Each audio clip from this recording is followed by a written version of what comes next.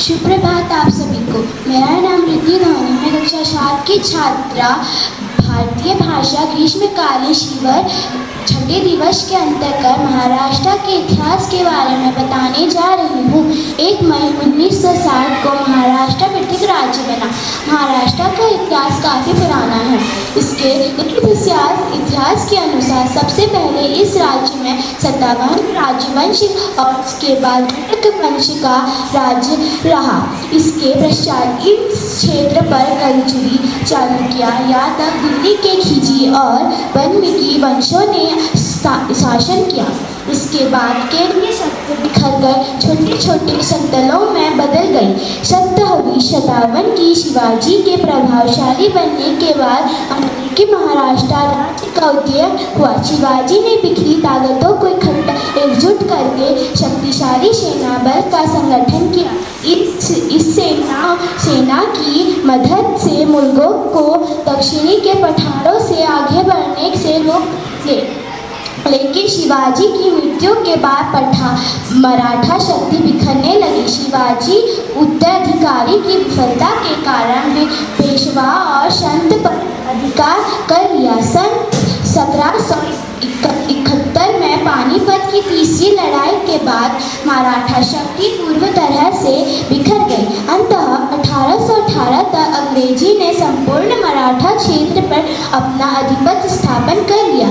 फिर से 1875 में नाना साहब के सैनिकों ने प्रथम स्वतंत्रता संग्रामी के द्वारा गांधी और तिलक ने महाराष्ट्र के लोगों को स्वतंत्र प्रदान करा। स्थापना स्वतंत्रता प्राप्त के बाद बम्बई प्राप्त में महाराष्ट्र और गुजरात शामिल थे।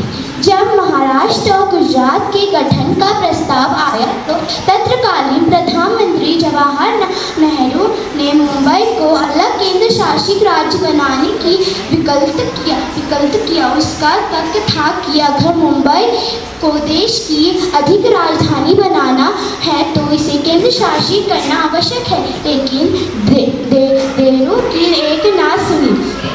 देश के पहले वित्त मंत्री और वित्त विशेष चिंतामणि देशमुख ने इसका जमकर विरोध किया और इस मुद्दा पर केंद्र मंडल से इस्तीफा दे दिया। बंद के मुंबई पुनर्गठन अधिनियम 1960 के अंतर्गत 1 मई 1960 को सम्मिलित को महाराष्ट्र और गुजरात नामक 2 पृथक राज्य में बांट दिया गया।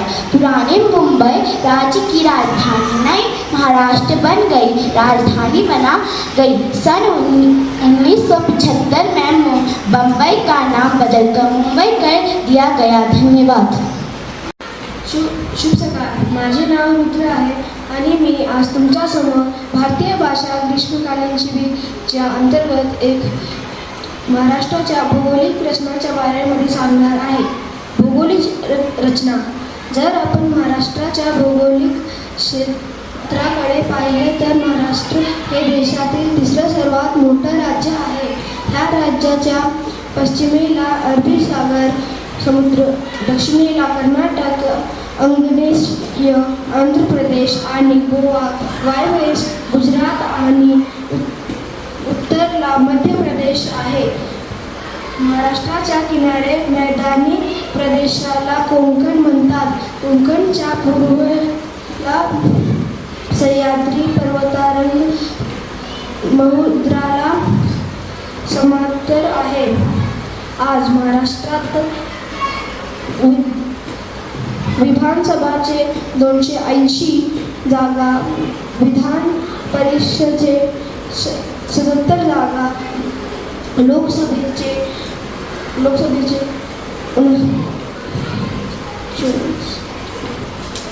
48 जागा आणि राज्यसभेच्या 19 जागा आहेत। महाराष्ट्रात 37 जिल्हे आहेत।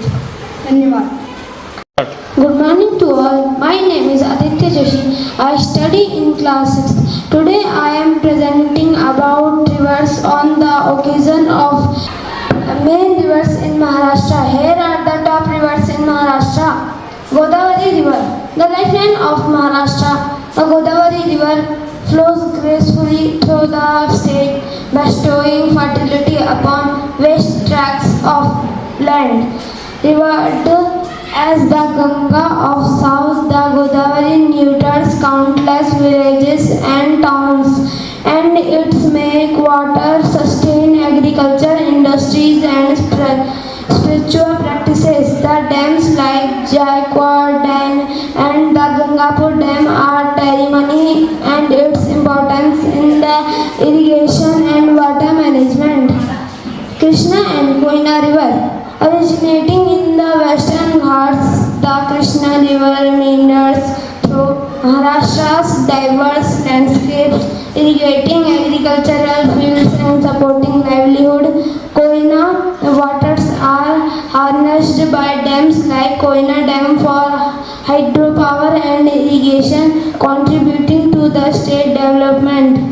Tapi River. The Tapi River flows gracefully through the northern parts of Maharashtra, enriching the regions it touches. Its water and utilized by dams such as Ukai Dam in Gujarat, which helps regulate its flow to provide water for irrigation. Mula Mutha River, Wardha River, Paravara River, Panchganga River, Ganga River, Banjara River, and Bhima River. Thank you. Have a nice day. Good morning to all. My name is Vedansh Mishra and I am a student of class 8. Today on the occasion of Bharatiya Bhasha Summer Camp, I am here to tell about some Maharashtra fort. First, Katras Sinnagarh Fort. The Katras to Sinnagarh Fort trek start south of Pune along NH48. From there, the trails follow a red line over 14.3 km, means 8.9 mile to Sinnagarh Fort.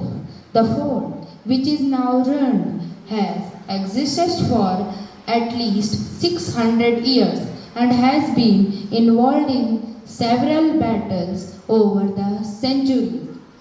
From the fort, you could either go back the way you came or continue southwest towards Vinjar. Rajgarh Fort. The Rajgarh Fort trek is a shorter and more manageable option that could be done in a day.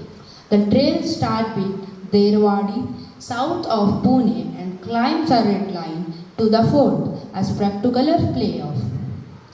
Rajgarh Fort was the first capital of the Maratha Empire in mid-1600 and was built on a precarious ridge. It's ruined now, but it is just as impressive.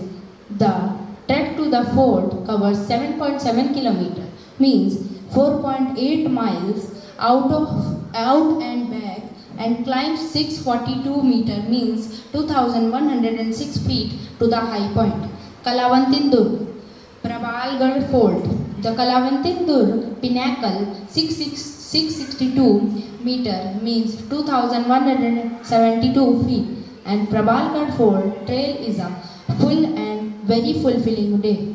The route starts in Thakurwadi, west of Mumbai, and climbs 1045 meter, means 3428 feet, over 5.5 km, means 3.4 miles. First, the trail leads to the top of Kalavantin Durg, a scenic freestanding pillar. After returning, the route traverses up the sloping edge of a cliff to Prabalgarh Fort. The fort is at least 500 years old and ruined, but it gives excellent view of the nearby pinnacle. Thank you. Have a nice day.